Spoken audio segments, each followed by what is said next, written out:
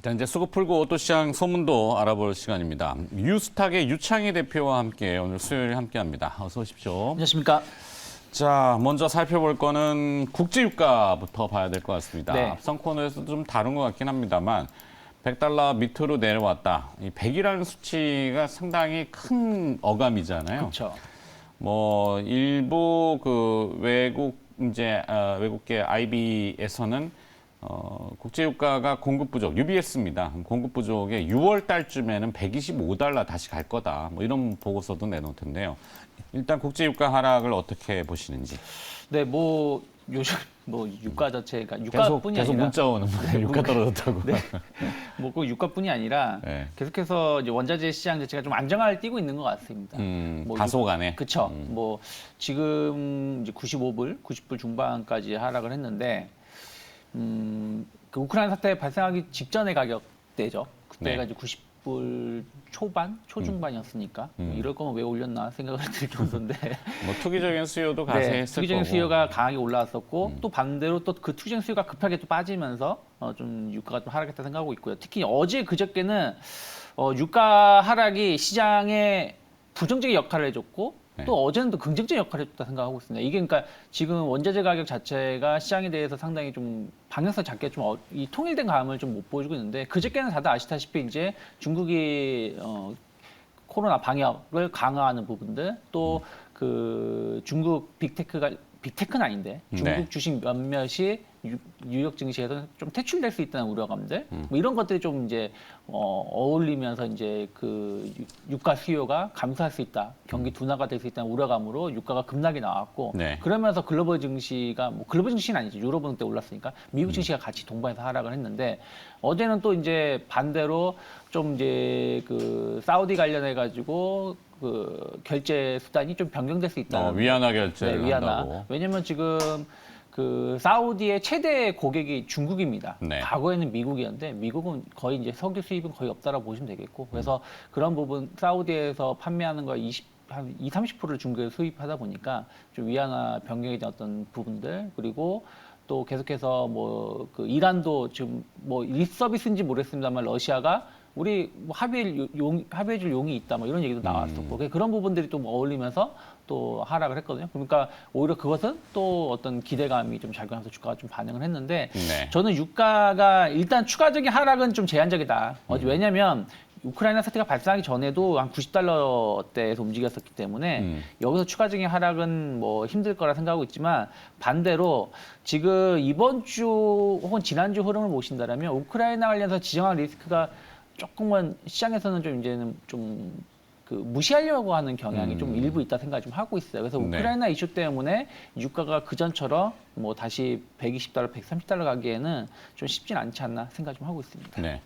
일단은 뭐 사우디아라비아가 이제 중국과의 거래에서 위안화 결제를 받겠다 그래서 페트롤 달러의 퇴출 뭐 이런 표현까지 등장하는데 미국이 가만히 있을까 싶기도 하고 그렇죠. 근데 중국이 또 러시아에 군사 장비를 지원한다고 아침 속보가 로이터에 떠가지고 뉴욕이 올랐는데 이걸 또 깎아먹고 있나 싶기도 하고. 네. 근데 뭐 저는 뭐 중국 러시아 관련해서는 너무 걱정할 필요는 없다. 중국도 상당히 지금 입장이 난처한 상황에 놓여 있는 부분들이 좀 있기 때문에 네. 공격적으로 중국 그 러시아를 지원할 수 없는 부분들이 있지 않을까 생각하고 있습니다. 러시아 디폴트 얘기가 이제 오늘부터 본격적으로 또 거론이 될 네. 겁니다.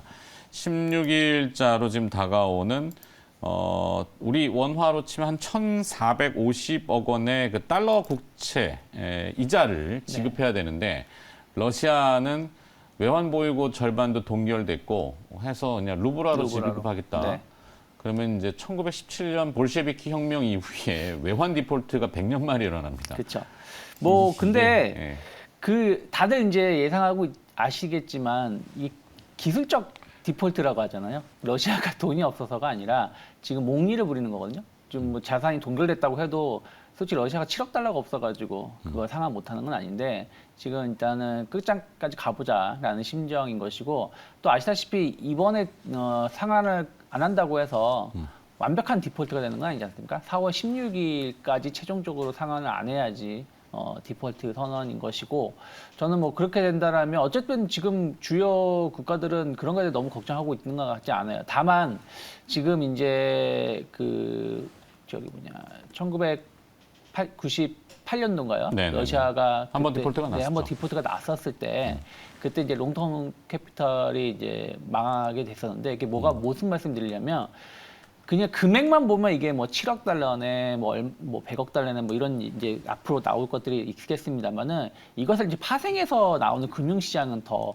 그거 10배, 뭐 100배 되는 수준이거든요. 그러다 보니까 이제 뭐 유럽이 뭐 좀 뭐냐 프랑스라든지 뭐 이탈리아 같은 경우는 뭐 각각 한 250억 달러씩 물려 있다라고 이렇게 나오고 있고 또 그런 것들이 또 홍콩에서의 자금이 1유럽 개가 빠져나가고 있다고 하는데 저는 거기에 너무 걱정하실 필요는 없지 않을까. 그런 부분들은 지켜는 봐야 되겠습니다만은 그것이 금융 과거와 같은 뭐 그 서브프라임 모기지 사태라든지 이런 부분까지 가기에는 아직은 좀 이르지 않나 생각하고 있습니다. 예. 자, 또 시장은 항상 그 기대감과 또 희망이 있기 때문에 오늘 이제 유가가 하락하게 되면 아마 좀 개장 초반에는 그 여행, 뭐 미국 증시 이제 그 스크리닝을 할 네. 거죠. 뭐 뭐가 올랐어? 뭐 이렇게 볼 거 아니에요. 그렇죠. 그럼 뭐 카지노 그쪽도 뭐 그렇고 결국에는 뭐 여행, 항공, 카지노면 리오프닝 매치인데 오늘 국내 코로나 확진자 수가 지금 막 들쭉날쭉거려가지고 한 40만 명 좀 넘는 걸로 40만에서 알고 50만. 있습니다. 네. 공식적인 집계는 40만인데 이게 이제 그 검사 체계가 좀 바뀌었잖아요. 그쵸. 의료용 그 전문가용 친속 항원 진단 키트도 이제 양성으로 판정을 하는 게 집산이 잘 안 되는 모양이에요. 그렇죠.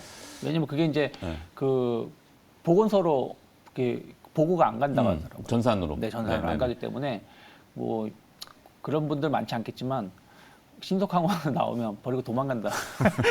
왜냐면 이 자가격리하지 않고 왜냐면 네. 또 어차피 jak이 없지 않습니까? 치료제가 없다 보니까 웃어서 죄송합니다만 그런 하여튼 분들이 좀 있다고 해서 좀 이게 러프하게 좀 나오는 거 얘기가 나오는 것 같습니다. 그렇죠. 근데 이게 피크를 도달하고 결국에는 이제 각국의 사례들을 봤을 때 계속 올라가지는 않았잖아요. 그쵸. 네, 물론 이제 중국은 다시 또 뭐 오른다고 하는데 어찌됐건 리오프닝 여행 이쪽이 조금 노려봐도 될 만한 부분이 있을까요? 네, 일단은 뭐 어저께 저는 미국 증시가 뭐 기술적 반등이든 뭐든 강한 반등이 나오지 않았습니까? 그럼 우리나라도 저는 좀 빅테크 중심으로 해가지고 좀 오늘 같은 경우는 낙폭과대 종목군들이 좀 반등이 좀 나올 수 있다 생각을 좀 하고 있고요. 하지만 결국에는 좀 길게 본다라면 흐름을 뭐 4월까지 3월 말 4월까지 좀 길게 시장이 좋아진다는 전제하에 본다라면 결국은 리오프닝 관련된 종목군들이 수혜를 입을 수밖에 없다 생각하고 있어요. 특히 이번에 우크라이나 이슈에서도 볼 수 있었던 것은 결국엔 소비 심리가 위축되느냐 아니면 안정화되느냐 여부였는데 네. 결국 유가가 좀 하락을 하고 좀 시장이 좀 안정화된다라면 소비 심리는 저는 크게 위축될 여지는 좀 적지 않을까 생각을 좀 하고 있습니다. 그래서 어저께도 이미 유가 하락에 대한 어떤 수혜 반발 그 수혜주들 뭐 항공주라든지 뭐 여행 레저 관련된 종목분들이 일부 좀 반등을 보여줬지만 저는 오늘도 충분히 관련된 섹터는 뭐 반등세를 보여줄 수 있지 않을까 생각을 좀 하고 있습니다. 네. 어제 또 시장의 특징 중에 하나는 이제 외부 환경이 좀 부담스러워서 그렇지 내부에서는 지금 이제 정권 교체기에 신정부에 대한 정책 얘기들을 많이 하잖아요. 네. 그래서 원전 건설은 이미 한번 갔고 네. 텀으로 왔을 때 어제는 이제 디지털 얘기 앞서 이제 안철수 그 인수위 위원장의 그런 패턴도 되는 것 같긴 네. 한데 정보통신산업, 뭐 디지털 정부, 데이터 정부 이래가지고 관련된 몇 가지 기업들이 좀 돋보였어요. 네. 그러면 오늘도 그쪽? 뭐 그런 부분들은 계속해서 이제 지금 이제 인수위가 공식적 출범을 하는 거 아니겠습니까? 네. 그러면 또 누가 또 참여를 하고 또 어떤 얘기가 나왔다 이런 거에 따라서 그날 움직일 거예요. 근데 그날 움직이는 건 시기가 연속적으로 주긴 좀 쉽지 않다. 그리고 네. 우리가 그걸 미리 예상하기가 좀 어려운 부분들이 좀 있어요. 그래서 그런 부분들을 쫓아가기에는 좀 쉽진 않다 생각을 좀 하고 있고요. 다만 뭐 결국에는 저는 우리나라 증시는 상당히 강하다라고 이번에도 느끼고 있거든요. 네. 유럽 증시는 이미 그 지지난주에 폭락 흐름이 나왔고요.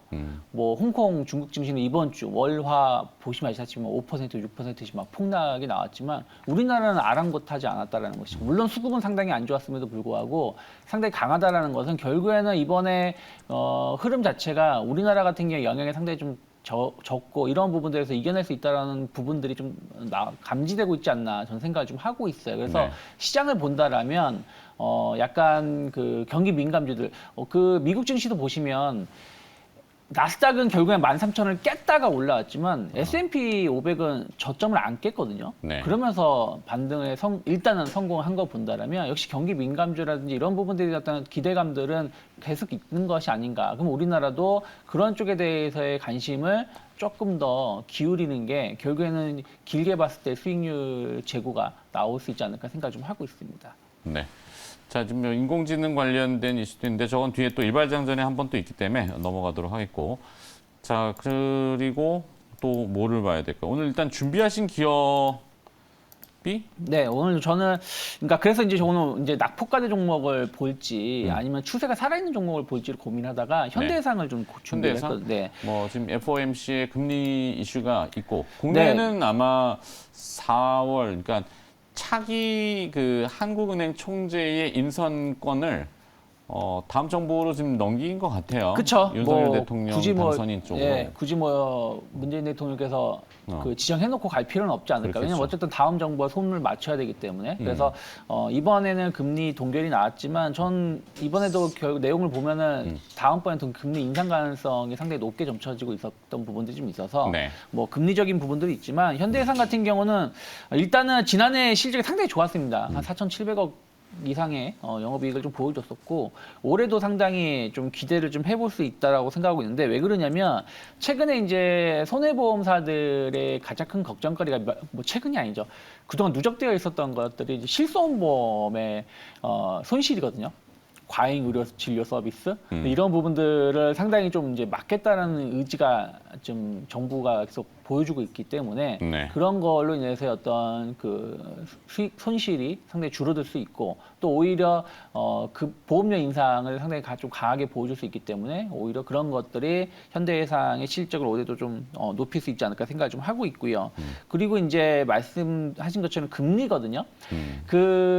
뭐 아직 뭐 그냥 썰이니까 우리가 뭐라고 말은 못하지만 정부가 지금 LTV 비율을 뭐 80%대까지 올릴 수 있다 뭐 이런 뉴스도 나오고 있는 거 보면 결국에는 주택 공급을 하는 것도 있겠지만 뭐 주택 가격을 당장 뭐 낮춘다 뭐 이런 부분들하고 같이 결국에는 대출을 받아야지 주택을 살 수 있는 거 아니겠습니까? 아무리 주택 가격이 떨어진다고 하더라도 주담대. 예, 주담대가 지금 뭐 한 40% 50% 정도로 딱 묶여져 있으면 쉽게 살 수가 있는 건 아니거든요. 그렇죠. 가격이 내돈 내산이긴 하지만 그렇죠. 모두 현금으로 주고 살 수 있는 건 아니고. 이게 그렇지 않죠. 뭐 지금 주택 가격에 지금 대비해서 50%가 하락을 한다고 해도 대출 이 정도 비율로는 못 사는 부분들이 좀 있어서 이것을 상당히 완화한다라면 주택 대출을 상당히 많이 하는 그 금융사가 보험사입니다. 네, 의외로 많죠. 네, 은행보다도 보험사가 왜냐면 이 그 신용도를 조금 은행보다는 좀 좋게 좀 낮게 보기 때문에 네. 상당히 대출을 많이 해주는데 그런 부분들이 여신이 상당히 커질 수가 있다 생각하고 있고 또 거기에 맞춰서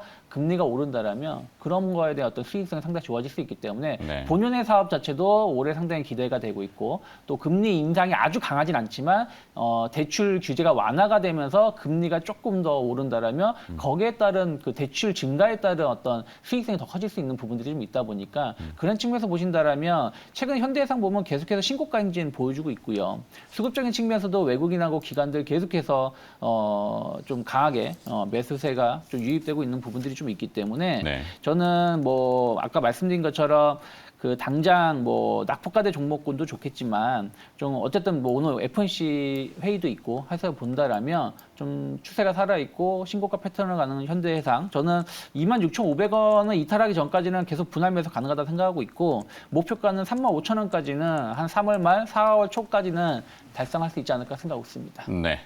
현대해상 또 이렇게 그런 시각으로 좀 볼 수가 있겠네요. 네. 그리고 또 이제 시간이 조금 되니까 네. 앞서 이제 수급을 쭉 이제 박정원 아나운서 훑어줬는데 그 중에 이제 기관 투자자들의 매수를 보면은 2차 전지, 네. LG 에너지 솔루션, 삼성, SDI, 뭐 LG화학 이런 쪽으로 포진이 돼 있거든요. 네. 뭐 언젠가는 오를 거야 이겁니까?